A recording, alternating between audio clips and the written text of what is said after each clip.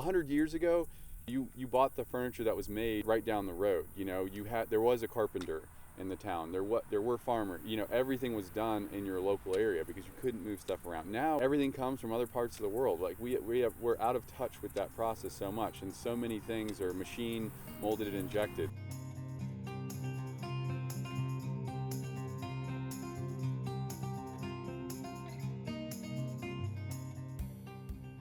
My name's Ian Newell, and I am the founder of Celeste Farms. A lot of this was the chicken and the egg, right? It's like we need the farm in order to really host events in a way that I think were meaningful, but the farming itself doesn't really generate any money. Yeah, so my relationship with Rhina and really this property started 10 years ago. So I also own a restaurant called Go to Cata, which is a fast casual restaurant in the Fan. I'd never worked in a restaurant. Me and a buddy out of college decided to open up a food cart. You know, not having restaurants be in my background, certainly a steep learning curve to that. I couldn't afford to both pay rent and pay for a warehouse to station everything, so I moved into the warehouse, and I did that for I think about 2 years. I was looking for a place to live, and you know, I always love a good project. Thought this was basically the land of endless projects. You know, fast forward, we're almost 6 years now from that purchase, and you know, Celeste Farms is taking shape into what it is now. Summer of 2023 in July, we launched our first, what we call the Farmer and the Chef dinner experience, or what is now known as the Celeste dinner experience. When you get here, you're welcomed with beverages as well as a food platter that Ashton the chef prepares for you.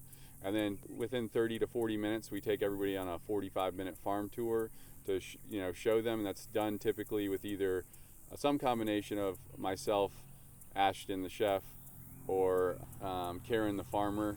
And then everyone sits down for a 4-course family-style meal. What's a bucolic frolic? Tell me about that. So when I write menus, I really like to be whimsical when I name things.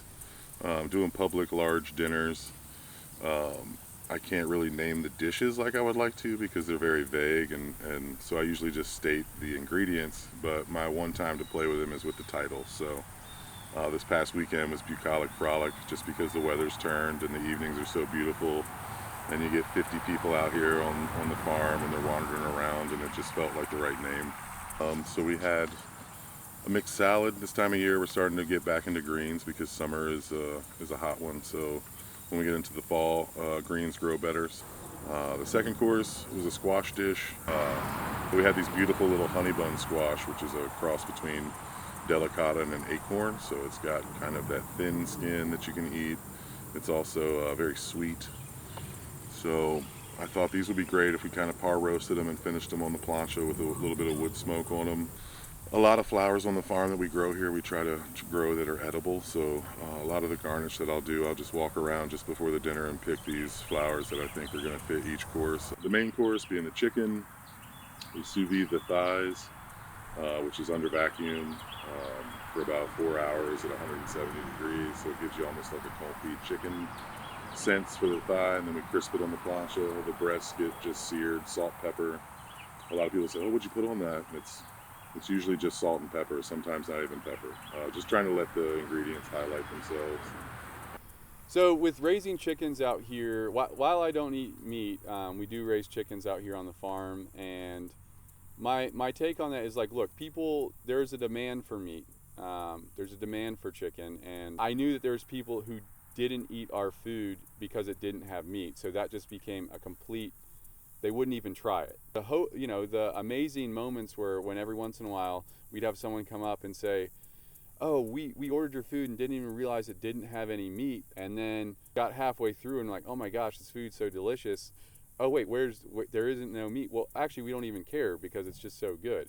And that was the goal. And I think for me, making that decision to serve chicken, it was giving people the option who otherwise wouldn't be comfortable to come into the door. I just recently got a friend of mine, Jesse, in as a pastry chef, which has been really nice to not have to worry about desserts. I like desserts, but I tend to do more of a sweet, savory, kind of out-of-the-box desserts.